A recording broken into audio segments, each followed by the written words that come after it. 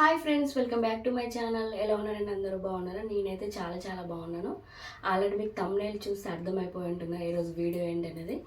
ఈరోజు వచ్చేసి నా థర్డ్ ప్రెగ్నెన్సీ జర్నీ అయితే మీతోనైతే షేర్ చేసుకుంటాను. అలాగే ఫస్ట్ సెకండ్ ప్రెగ్నెన్సీ స్టోరీ కూడా మీతో ఈరోజు షేర్ చేసుకుందామని అయితే వీడియో తీస్తున్నాను.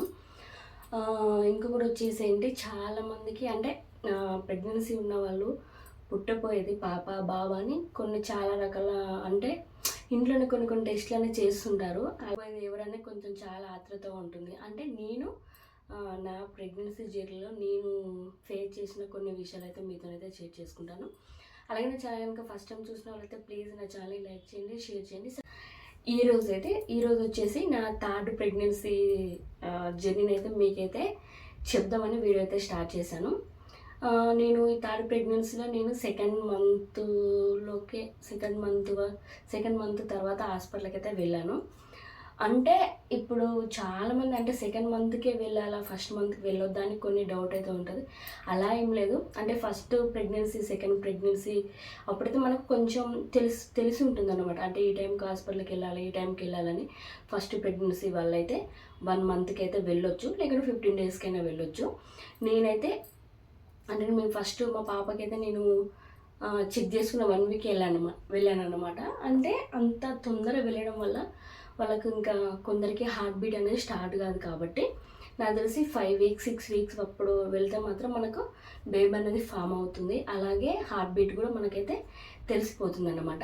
ఇంకొకటి వచ్చేసేంటి, ఈ సెకండ్ మంత్కు హాస్పిటల్కి వెళ్ళానని చెప్పాను కదా. సెకండ్ మంత్ వెళ్ళిన తర్వాత ఫస్ట్ అయితే నాకు ఎర్లీ ప్రెగ్నెన్సీ స్కాన్ అయితే తీశారు. మన ప్రెగ్నెన్సీలో ఎన్ని స్కాన్లు తీస్తారు, ఏమేమి స్కాన్ చేయించుకోవాలి, అది కూడా మీతో అయితే ఈరోజు షేర్ చేసుకుంటాను.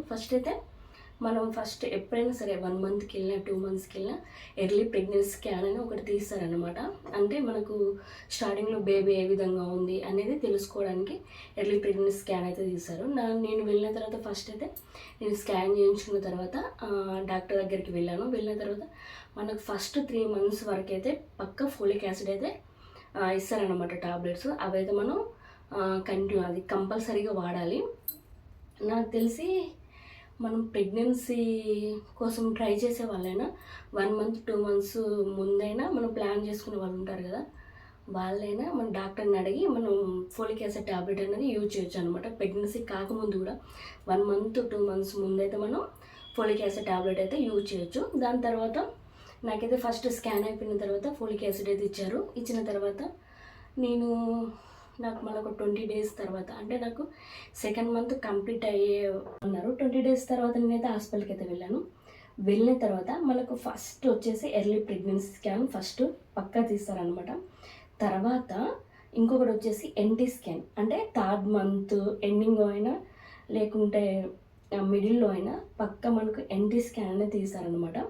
నాకైతే నేను హాస్పిటల్కి వెళ్ళి వచ్చిన తర్వాత 20 డేస్ తర్వాత మళ్ళీ ఎన్టీ స్కాన్కి అయితే రమ్మన్నారు. ఎన్టీ స్కాన్ అయితే చాలామంది స్కిప్ చేస్తుంటారు. ఎందుకంటే ఇంకొక 1 మంత్ అయితే ఎలాగో టిఫా ఉంటుంది కదా, 5th మంత్లో మళ్ళీ ఇప్పుడు ఈ స్కాన్ ఎందుకని అనుకుంటారు. కానీ అలా నిర్లక్ష్యం చేయకుండా మనం ఎన్టీ స్కాన్ అయితే పక్కా చేయించుకోవాలన్నమాట. అంటే అప్పుడు మనకు బేబీ ఏ విధంగా గ్రోత్ ఉంటుంది, హార్ట్ బీట్ సరిగా ఉందా, బేబీ మూమెంట్స్ సరిగా ఉన్నాయా అన్నీ అయితే మనకు తెలుస్తాయి అన్నమాట. కాబట్టి నేను ఎన్టీ స్కాన్ అయితే తీయించుకున్నాను. ఇది వచ్చేసి థర్డ్ మంత్ వరకు నాకు 2 స్కాన్స్ అయితే కంప్లీట్ అయిపోయాయి. వెళ్ళిన తర్వాత స్కాన్ చేయించుకున్న తర్వాత బేబీ అంతా బాగానే ఉంది. ఇంకొకటి వచ్చేసి ఏంటంటే నాకు ఐరన్ అండ్ కాల్షియం టాబ్లెట్స్ అయితే ఇచ్చారన్నమాట. అవి యూజ్ చేస్తున్నాను. నాకు ఈ ప్రెగ్నెన్సీలో వచ్చేసి ఏంటంటే నాకు వామిటింగ్స్ అయితే లేవన్నమాట.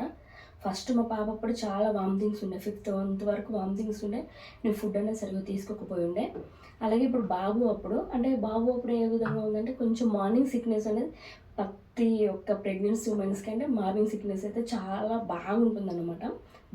మార్నింగ్ సిక్నెస్ అంటే లేజీగా లేవగానే ఏం పని చేయలేకపోవడం, అవన్నీ సంథింగ్ హెడేక్ అని పొద్దున్నే అవన్నీ ఏం చేయకుండా ఉండాలనిపిస్తుంది. అది నాకు మా బాబు ఇప్పుడైతే అంటే వామిటింగ్స్ అయితే లేవు, కానీ కొంచెం నీరసంగా అయితే ఉండేది. అది వచ్చేసి మా పాప అప్పుడు నేను ఫుల్ వామిటింగ్స్ అని చెప్పాను కదా. నిజం చెప్పాలంటే నేను 5th మంత్ వరకు కూడా సరిగ్గా ఫుడ్ అనేది తీసుకోలేదు. ఓన్లీ వాటర్ మ్యాక్సిమం తాగాలి. ఎందుకంటే మనకు ప్రెగ్నెన్సీలో వాటర్ అనేది చాలా ఇంపార్టెంట్ అనమాట. ఎందుకంటే మనకు ఉమ్ము నీరు అనేది తక్కువ అంటే కొంచెం ప్రాబ్లం అవుతుంది కాబట్టి మనం వాటర్ అనేది చాలా బాగా తీసుకోవాలన్నమాట. నేను మా పాప అప్పుడు ఏం చేశానంటే 5th మంత్ ఫుడ్ అయితే తీసుకోలే. 5th మంత్ తర్వాత నేను అంటే ఫుడ్ అయితే చాలా బాగా తీసుకోగలిగాను. అప్పుడు నాకు కొంచెం నచ్చినాయి, కొంచెం తినగానే వామిటింగ్ అయ్యేది కాబట్టి కొంచెం తినడం కొంచెం తినేదనమాట. అంటే మనం ఒకటేసారి ఓవర్గా తిన్నా కూడా వామిటింగ్ సెన్సేషన్ ఉన్న వాళ్ళకైతే వామిటింగ్స్ అవుతుంది. కాబట్టి తిన్న ఫుడ్ ఎలాగ ఉండదు కాబట్టి మీకు అలా తినబుద్ధి కానప్పుడు కొంచెం తింటే మనకు కొంచెం సేఫ్టీ అనేది ఉంటుందన్నమాట. ఇంకొకటి వచ్చేసి మా పాప అప్పుడు నాకు ఏ విధంగా ఉన్నాయంటే 7th మంత్లో నాకు కాళ్ళ వాపు అని అంటారు తెలుసా, అది కాళ్ళ వాపు అయితే ఉండే అనమాట. అంటే మనం ఫస్ట్ ప్రెగ్నెన్సీలోనే పాప బాబా అని మనం అంత ఏముండదు కదా, ఫస్ట్ ఎవరైనా పర్లేదు అన్న ఫీలింగ్ అయితే ప్రతి ఒక్కరికి ఉంటుంది కదా. నాకైతే అంటే చాలామంది పాప బాబా అని ఇట్లా అనేది, నాకైతే ఫస్ట్ నిజం చెప్తాను, నాకు పాప అయినా బాబు అయినా పర్లేదు అన్నట్టు ఉండే ఫస్ట్ మంత్లో. 7th మంత్లో నాకు కొంచెం కాళ్ళ వాపులు అయితే స్టార్ట్ అయ్యాయి. అంటే ఎక్కువసేపు కూర్చోవడం వల్ల కాళ్ళ వాపులు అయితే వచ్చాయన్నమాట. మీకు ఓవర్గా కాళ్ళ వాపులు అనిపిస్తే వెంటనే డాక్టర్ దగ్గరికి వెళ్ళి మీరు చెకప్ అయితే చేయించుకోండి. తర్వాత 8 మంత్స్ నేను 7th మంత్లో నుండి మా హస్బెండ్ కాకుండా అయితే నేను అమ్మ వాళ్ళ ఇంటికి అయితే వెళ్ళాను. వెళ్ళిన తర్వాత 8 మంత్ 9 మంత్స్లో మనకు అప్పుడు ఇక్కడ నుంచి చూయించుకున్న తర్వాత మనం వేరే హాస్పిటల్కి అయితే వెళ్తాం కదా, అక్కడైతే నాకు ఫస్ట్ వెళ్ళినప్పుడు ఒక స్కాన్ చేశారు. మళ్ళీ తర్వాత 9 మంత్స్కి ఒక స్కాన్ చేశారు. తర్వాత 9 మంత్స్ పడ్డ 13 డేస్కి మా పాప అయితే నార్మల్ డెలివరీ అయితే అయిపోయిందనమాట. అంటే నేను చాలా బక్కగా ఉండే ప్రెగ్నెన్సీ బిఫోర్. ప్రెగ్నెన్సీ తర్వాత నేను 60 కేజీకి వచ్చేసాను అనమాట. అంటే అసలు నాకు నార్మల్ డెలివరీ ఇలా అవుతుందా అని కూడా నాకే తెలియదు. అంటే ఫస్ట్ చిన్న టెన్షన్ ఉంటుంది కదా, అంటే ఆపరేషన్ అయితే నేను ఫస్ట్ ప్రిపేర్ చేసుకునేదాన్ని అనమాట. అంటే ఇప్పుడు మనకు ఆపరేషన్ అయితే ఏ విధంగా ఉండాలి, నార్మల్ అయితే ఏ విధంగా ఉండాలని నేనైతే చాలా వీడియోస్ అయితే చూసేదాన్ని. అంటే ఈ మంత్లో ఎలా ఉంటుంది బేబీ గ్రోత్ ఎలా ఉంటుంది, ఈ సైజ్ ఎంత సైజులో ఉంటారని అదైతే నేను అంటే యూట్యూబ్లో అయితే సెర్చ్ చేసేదాన్ని. దాని తర్వాత పాప 9 మంత్స్ బట్ట 13 డేస్కు అయితే నార్మల్ డెలివరీ అయితే అయిపోయిన తర్వాత మా బాబు వచ్చేసి, మా పాప 2 ఇయర్స్ అప్పుడు నాకు మళ్ళీ మా బాబు అయితే కన్ఫర్మ్ అయిపోయింది అన్నట్టు సెకండ్ ప్రెగ్నెన్సీ. నాకు సెకండ్ ప్రెగ్నెన్సీ కూడా ఎలా ఉందంటే నేను అప్పుడు కూడా 2nd మంత్కే హాస్పిటల్కి అయితే వెళ్ళాను. వెళ్ళిన తర్వాత నాకైతే వామిటింగ్స్ అనేది ఏం లేవు నిజంగా చెప్పాలంటే. కొంచెం మార్నింగ్ అయితే కొంచెం మనం బ్రష్ చేసినప్పుడు కొంచెం అంటే నాజియా అంటారు కదా, ఆ విధంగా అయితే కొద్దిగా కొంచెం చేదులాగైతే పడేది. అంతకుమించి అయితే నాకు కాళ్ళ వాపులు లేవు. ఇంకొకటి వచ్చేసి ఏంటంటే నాకు వామిటింగ్స్ కూడా లేవు. మా పాపకు వామిటింగ్స్ ఉన్నాయి, మా బాబుకి అయితే వామిటింగ్స్ లేవు. అంటే అందరి ప్రెగ్నెన్సీలోనే ఇలా ఉంటుందని చెప్పలేను. చాలామందికి వామిటింగ్స్ అయిన వాళ్ళకు కూడా బాబు పుట్టాడు, వామిటింగ్స్ కాని వాళ్ళకు కూడా పాప పుట్టింది. అంటే నా ఎక్స్పీరియన్స్ బట్టి మీకైతే చెప్పేస్తున్నాను అనమాట. బాబు అప్పుడు నాకు కాళ్ళ వాపులు లేవు, అలాగే వామిటింగ్స్ అనేవి కూడా లేవన్నమాట. ఇంకొకటి వచ్చేసి అంటే మనం స్టమక్ షేప్ ఉంటుంది కదా, అది కూడా చాలామంది చెప్తుంటారు పొట్టను చూసేసి మీ కడుపులో ఉంది పాప బాబా అని. నాకు వచ్చేసి మా పాప అప్పుడైతే అంటే పొట్టను చాలా పెద్దగా ఉండుండే, చాలా పెద్దగా ఉండే చూడడానికి. నేను అనుకునేది చాలామంది ఏంది నీ కడుపులో ట్విన్స్ ఉన్నారా అనేది, అంత పెద్దగా ఉంటుందని.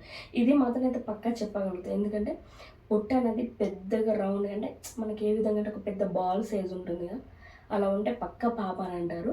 నాకు ఎందుకంటే నేను నా ఎక్స్పీరియన్స్ బట్టి చెప్తున్నాను. బాబు అయితే ఎలా ఉంటుందంటే మా పాప అప్పుడైతే పెద్దగా ఉంటుంది నాకు పొట్ట. సెకండ్ వచ్చేసి మా బాబు అప్పుడైతే ఆ విధంగా అయితే ఉండదు. మనకు ఎగ్ షేప్ అంటారు కదా, ఎగ్ షేప్లో మనకు స్టమక్ అనేది ఉంటుంది. నాకు డిఫరెన్స్ తెలిసిపోయింది అనమాట.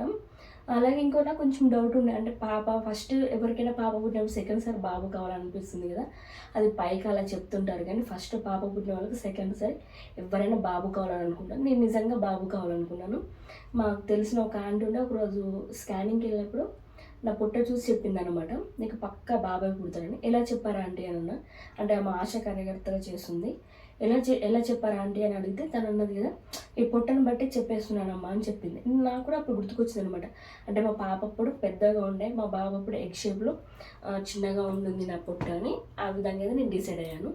తర్వాత ఇంకొకటి వచ్చేసి ఏంటంటే 9 మంత్స్ అంటే నాకు మా అమ్మ వాళ్ళు ఇట్లా చెప్పిన విషయం ఏంటంటే, మా పాప 9 మంత్స్ 13 డేస్‌కినైతే నార్మల్ పెయిన్స్ వచ్చాయి. హాస్పిటల్‌కి వెళ్ళాను, డెలివరీ అయిపోయింది. మా సెకండ్ బాబు అప్పుడైతే నాకు 9 మంత్స్ కంప్లీట్ అయ్యి 10 మంత్స్ పడ్డ రోజు డెలివరీ అయిపోయాను. చాలామంది అన్నారు అంటే లేటుగా పెయిన్స్ స్టార్ట్ అయినా కూడా అబ్బాయి అని అంటారు. ఎర్లీగా పెయిన్స్ 9 మంత్స్ పడ్డ తర్వాత వెంటనే మనకు పెయిన్స్ అనేవి వచ్చినాయి అనుకో అప్పుడు అమ్మాయి అని అంటారు. అది కూడా నేనైతే పక్కా అయితే చెప్పలేను అన్నమాట. అంటే కొందరికి అంటే మనకు పెయిన్స్ ఇప్పుడే రావాలని ఏం లేదు. 9 మంత్స్ పడ్డాక అవి ఎప్పుడైనా రావచ్చు, 10 మంత్స్ లోపైనా రావచ్చు. నేనైతే అదైతే నమ్మలేదు. నాకైతే కరెక్ట్ ఈరోజు 9 మంత్స్ కంప్లీట్ అయ్యి 10 పడ్డ రోజే నేనైతే నార్మల్ డెలివరీ అయితే అయిపోయాను అనమాట. అంటే ఇక అంటే కొన్ని తెలిసిపోతాయి కదా మనకు. ఫస్ట్ పాప అప్పుడు ఎలాంటి సిమ్టమ్స్ ఉన్నాయి, బాబు అప్పుడు ఎలాంటి సిమ్టమ్స్ ఉన్నాయని. ఈ కొన్ని సిమ్టమ్స్ వల్ల అయితే నేనైతే ఈసారి పక్క బాబే అని కొంచెం డిసైడ్ అయిపోయాను. 100% అయితే అది నా విషయంలో అయితే జరిగిపోయింది అనమాట. ఇంకొకటి వచ్చేసి ఈ థర్డ్ ప్రెగ్నెన్సీ ఏంటంటే నేను అసలు కొంచెం పోల్చుకోలేకపోతున్నా. ఏ విధంగా అంటే ఫస్ట్ ప్రెగ్నెన్సీలో వామిటింగ్స్ ఉన్నాయి, సెకండ్ ప్రెగ్నెన్సీలో వామిటింగ్స్ లేవు, ఇప్పుడు వామిటింగ్స్ అనేది ఏం లేవు. కానీ నోరు ఎలా అంటే మనకు ఫీవర్ వచ్చినప్పుడు కనుక చేదుగా అయిపోయి అసలు ఏం తినబుద్ధి కాకుండా అంటే డిఫరెంట్గా అనిపిస్తుంది. అంటే ఇప్పుడు నేను ఎవరనేది పోల్చుకోలేకపోతాను. ఇంకొకటి వచ్చేసి అంటే నాకు కొంచెం మన కర్రీలో ఇట్లా జీలకర్ర ఒక్కోసారి పోపు స్మెల్ అయినా కొంచెం చిన్న వాటికి చిరాకు పడడం, అంటే హెడేక్ కూడా లైట్గా ఉంటుంది. పాపప్పుడు అంత హెడేక్ అయితే నాకైతే లేదు. ఇప్పుడైతే హెడేక్ అయితే కొంచెం ఉంది. ఇంకొకటి వచ్చేసి అంటే వాటర్ ఈ ప్రెగ్నెన్సీలో నాకు తెలిసి చాలా భయపడ్డాను. ఎందుకంటే నేను ఇప్పుడు 5th మంత్ కంప్లీట్ అయిపోయి నాకు 6 మంత్స్ రన్నింగ్ అనమాట. 5th మంత్ వరకు నేను డైలీ ఒక 3 గ్లాస్ వాటర్ కూడా అయితే తాగలేదు. నాకు మొన్న టిఫా స్కాన్ అప్పుడప్పుడు చాలా భయపడేది. ఎందుకంటే ఉమ్ముడు ఇట్లా తక్కువ ఉంది అని అంటారు కావచ్చు అని. నిజం చెప్పాలంటే అలాంటి ప్రాబ్లం ఏం లేదు, అంతా బాగుంది. బ్లడ్ టెస్ట్లు అయినా అంటే థైరాయిడ్ టెస్ట్ అయినా టిఫా స్కాన్ అయినా అంతా చక్కగా వచ్చింది.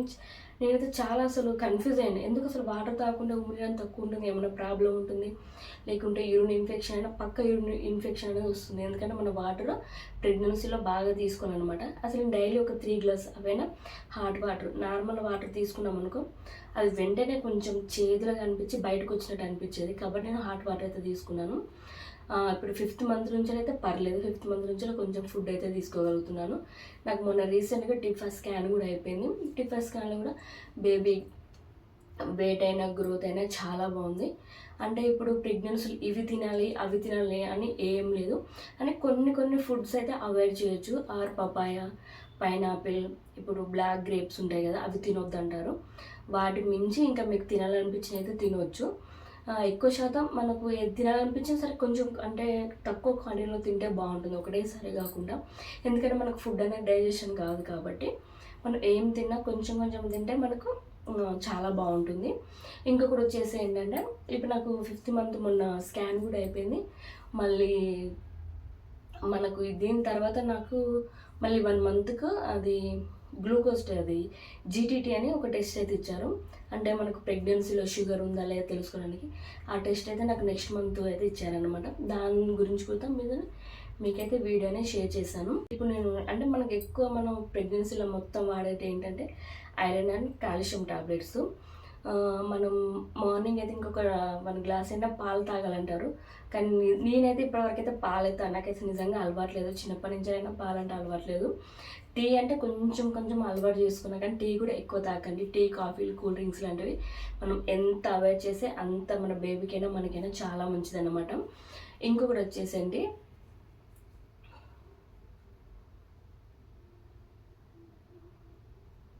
ఇదండి నా 5th మంత్ వరకు జరిగిన స్టోరీ అయితే మీతోనైతే షేర్ చేసుకుంటున్నాను. అంటే అందరికి ఇలానే ఉంటుందని అయితే తెలియదు. నాకు జరిగిన ఎక్స్పీరియన్స్ బట్టి నేను మీతోనైతే షేర్ చేసుకుంటున్నాను. అలాగే మీకు ఏమైనా డౌట్స్ ఉంటే కామెంట్ చేయండి. అలాగే వీడియో కనుక నచ్చినట్లయితే లైక్ చేయండి, షేర్ చేయండి, సబ్స్క్రైబ్ చేయండి. Thank you for watching.